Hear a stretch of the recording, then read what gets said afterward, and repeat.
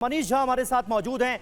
मनीष, जिस तरह से ये हादसा पेश आया है उससे जाहिर है हवाई यात्रियों में, हवाई सफर करने वाले लोगों में एक तरह का डर बैठेगा, लेकिन इसलिए बहुत जरूरी है कि जल्द से जल्द इस मामले की जांच हो, तथ्य सामने रखे जाएं कि आखिर ये हादसा हुआ कैसे। सवाल तो बोइंग कंपनी पर भी उठेगा, सवाल एयर इंडिया के रखरखाव पर भी उठेगा, लेकिन कब तक इस मामले से जुड़ी, इस हादसे से जुड़ी पूरी डिटेल देश के सामने रखी जा सकेगी ताकि पता चले कि आखिर ये हुआ तो हुआ कैसे। क्योंकि जो एक्सपर्ट्स बता रहे हैं उसके आधार पर तो ऐसा लग रहा है कि ये अपने आप में एक rarest of the rare case होगा। बिल्कुल, देखिए हादसे की विस्तृत जांच की जाएगी और उम्मीद की जा रही है कि हफ्ता 10 दिन के भीतर पूरी रिपोर्ट भी आ जाए और हादसे की जांच में सभी एंगल जरूर इंक्लूड किए जाएंगे और किए जाने भी चाहिए। देखिए, जहां तक सबोटाज का बात है, क्योंकि आज की तारीख में कुछ ऐसे हालात हैं जिसकी वजह से सबोटाज को लेकर चर्चा हो रही है। मसलन कि आप देखिए कि कुछ दिन पहले वो जो खालिस्तानी नेता हैं पन्नू, वो लगातार धमकी देते थे कि हम एयर इंडिया को निशाना बनाएंगे। अफसोस की बात है कि आज जो क्रैश हुआ वो एयर इंडिया का ही विमान था। दूसरी बात है कि ऑपरेशन सिंदूर के बाद हमने एक बड़ी कार्रवाई करते हुए टर्किश कंपनी को जो है सो अपने एयरपोर्ट के मेंटेनेंस से हटा दिया था। तो अब आज की तारीख में ये दिखाने के लिए कि देखिए भारत की कंपनियां जो एयरपोर्ट का ठीक ठाक रखरखाव नहीं कर सकती है और इसीलिए उनको इंटरनेशनल कंपनियों की ज़रूरत होगी। ऐसे बहुत सारी चीज़ें हो सकती है। तीसरी बात आप देखिए, जो वीडियो बनाया गया है, मैं तो कहता हूं कि जहां एक तरफ जो हमारे टेक्निकल एक्सपर्ट इसका इन्वेस्टिगेशन करें, पुलिस को पता करना चाहिए कि वो वीडियो किसने बनाया, क्योंकि उस वीडियो को जिस तरीके से बनाया है, जिस एंगल से बनाया है, इतना परफेक्ट एंगल तभी हो सकता है जब आप फिल्मों की शूटिंग करते हो और इसीलिए उस एंगल को भी देखा जाना चाहिए। और सबसे बड़ी बात है, देखिए अहमदाबाद में पक्षी हैं, बर्ड्स हैं, ये कोई आज की बात नहीं है। जैसा कि दीप्ति जी भी बता रही थी कि लगातार मॉनिटरिंग होता है, बहुत ज्यादा अगर बर्ड्स होंगे वहां पर तो उस समय फिर आप पायलट को मना कर देते हैं कि अभी रुक जाओ। लेकिन अचानक ऐसा नहीं हो सकता कि पहले एक इंजन खराब हो और दूसरे इंजन में उस समय आके चिड़िया घुस जाए। इतना सब कुछ तभी होगा जबकि सारे ग्रह नक्षत्र जो है वो भारत के ही खिलाफ हो जाए। तो कुल मिलाकर बात यह है कि इस हादसे की पूरी इन्वेस्टिगेशन होनी चाहिए, पता किया जाना चाहिए कि क्या ये बोइंग कंपनी की टेक्निकल गलती है या फिर हमारी कोई लापरवाही थी या फिर कोई सबोटाज का एंगल है। क्योंकि आखिरकार ना सिर्फ हमने 242 लोगों के जान को यहाँ पर रिस्क में डाला, या कहें कि ऑफिशियली जब अनाउंस होगा तो 242 लोगों की जान, और साथ ही साथ जिस जगह पर गिरी वहां पर भी बहुत सारे लोग इससे अफेक्टेड हुए हैं, इसके आंकड़े आने बाकी है। तो भारत का सबसे बड़ा ये प्लेन क्रैश है इस वक्त, और उसके ऐसा प्रतीत होता है कि ये भारत का अब तक का सबसे बड़ा प्लेन क्रैश है। कैप्टन चिंता हमारे साथ मौजूद हैं। कैप्टन साहब, आपको क्या लगता है, आप तो इस तरह के प्लेन्स उड़ाते हैं, आमतौर पर जब एक पायलट कॉकपिट में पहुंचता है तो एक तमाम तरह का चेक उसके लेवल पर भी तो होता होगा ना, कि कहीं कोई खामी तो नहीं है प्लेन में?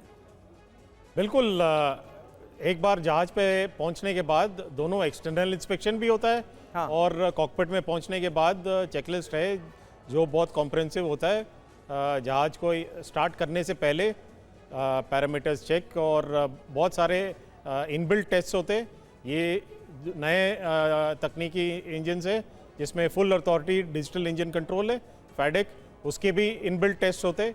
ये सब टेस्ट पास होने के बाद ही इंजन स्टार्ट होते हैं। और जैसे उन्होंने कहा कि हाँ, पहले भी इसमें इंजन शटडाउन के केसेस थे, मगर इस जहाज में जो इंजन है जेनेक्स 1B का इंजन, जनरल इलेक्ट्रिक का, इसमें दुनिया में ड्रीम लाइनर में एक ही इंजन शटडाउन केस है 2019 में कतार एयरवेज में, वो भी लो फ्यूल पंप प्रेशर का तकनीकी खराबी की वजह से।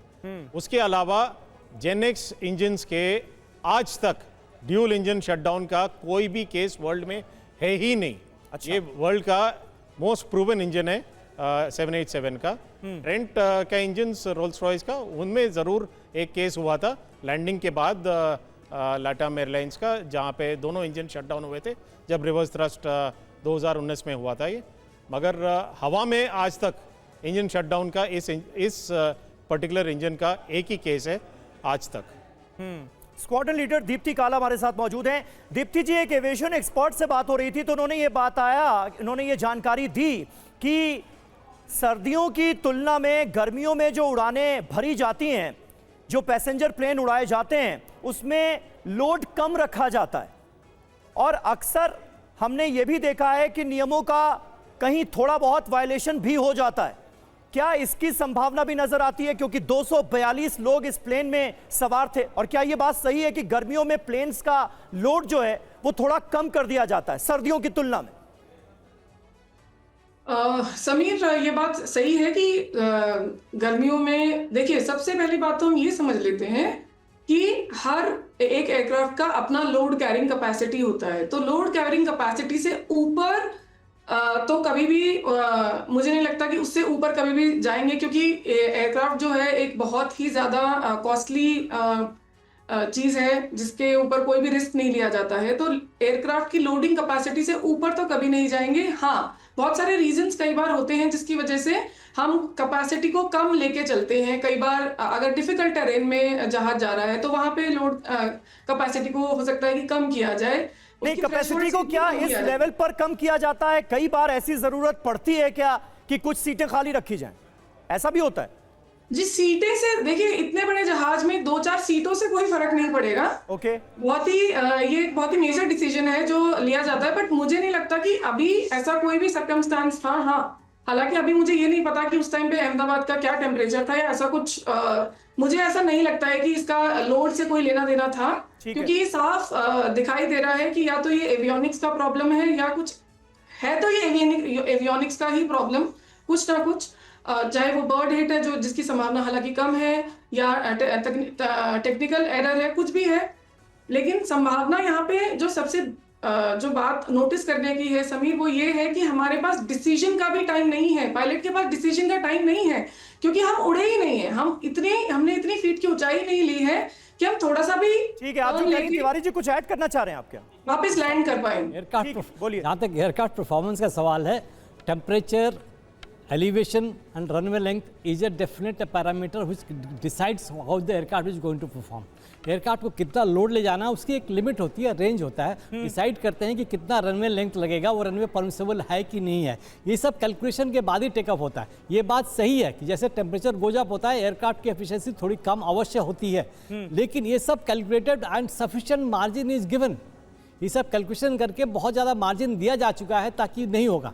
तो उस तरीके से हमें तो पूरा नकार देना चाहिए कि इसमें कैलकुलेशंस में या रन में हाई टेम्परेचर ज़्यादा होने से। लेकिन एक चीज़ होता है अवश्य, अगर वेदर ख़राब हो, अगर डाउन ड्राफ्ट्स हैं, अप ड्राफ्ट्स हैं टेक ऑफ के बाद, तो उसका अलग असर होता है। उसकी भी एक मतलब वेदर रडार होता है, वो क्लियर कट इंडिकेशन देता है। तो जहाँ तक एयरक्राफ्ट का सवाल है, परफॉर्मेंस का सवाल है, टेम्परेचर का सवाल है, it is all calculated by the ground also and the pilots also check it and it is within the well within the limits, then only he takes off. तो ये सब over a period of calculate किया हुआ है, statistics के ऊपर based है, और मैन्युफैक्चरर सारा ये डिटेल्स दे देता है। तो इसमें हमें कोई संदेह करने की कोई आवश्यकता नहीं है। इसके कई और कारण हैं, जैसे डिस्कशन किया जा रहा है, हम लोग कर रहे हैं, और कई सारी चीज़ें सामने आएंगी आफ्टर डिटेल्स आने के बाद।